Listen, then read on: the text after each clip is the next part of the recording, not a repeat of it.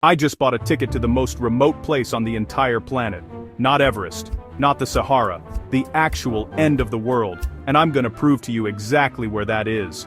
Most people think the end of Earth is just a metaphor, but I found 3 real locations that could claim the title.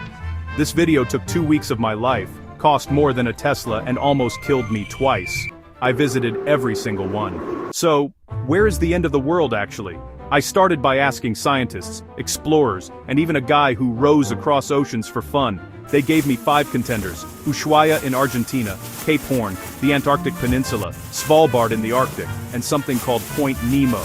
Point Nemo is literally the spot in the ocean farthest from any land on Earth.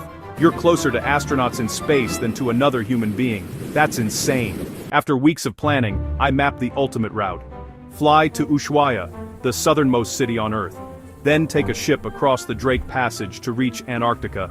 After that, Svalbard, and finally Point Nemo. 4 locations, 1 mission. Let's go. Before I could even think about stepping on Antarctica, I had to survive the prep. We're talking thermal layers that cost $800, survival training where they literally throw you in freezing water, and permits that took 3 months to get approved. You can't just show up to Antarctica like it's Disneyland. It's a protected continent. We worked with scientists and followed every single rule. Then came the Drake Passage. This 600-mile stretch of ocean has waves as tall as a 3-story building. Our ship got tossed around like a toy for 2 straight days. Half the people on board were throwing up. But then, on day 3, I saw it. A wall of white ice stretching as far as I could see. We landed on the Antarctic Peninsula, and I stepped onto the continent. Penguins everywhere. Total silence, except for ice cracking. Scientists told me the ice I was standing on holds climate records going back 800,000 years. This place isn't just remote, it's a time machine. Antarctica was unreal, but I wasn't done. I flew north to Svalbard, Norway, which sits just 800 miles from the North Pole. This place has rules you won't believe. You legally have to carry a rifle outside town because of polar bears, and for 2 months a year, the sun never rises.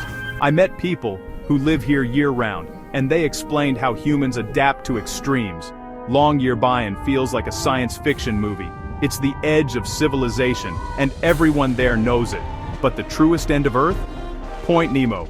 I couldn't physically go there because it's in the middle of the South Pacific, 1,670 miles from the nearest land in any direction. 48 to 52.6, 123 to 123.6 W. Space stations literally dump their trash there because it's so isolated. When astronauts pass overhead, they're closer to Point Nemo than any human on Earth. That's the definition of the end of the world. So, I found the end of the world. But here's the thing, these places are disappearing. The scientists I met in Antarctica showed me glaciers that have shrunk by miles in just 10 years. You don't have to travel to the end of the world to make a difference though. You can support polar research organizations right now. Cut your carbon footprint by changing just 1 habit this week. By the way, you can download a free copy of our popular ebook, 10 Travel Hacks. The link is in the travel description. Let's continue with the presentation. Share real information, not clickbait, about what's happening at Earth's edges. The end of the world is real, it's fragile, and it needs all of us. If this video blew your mind, smash that subscribe button and drop a comment telling me which end of Earth you'd visit first. I traveled over 20,000 miles, crossed the roughest ocean on the planet, and stood on a continent where almost no one lives. The end of Earth is real, and now you've seen it. But this is just the beginning. Next video, I'm taking this same energy somewhere even more extreme. You won't want to miss it. See you there.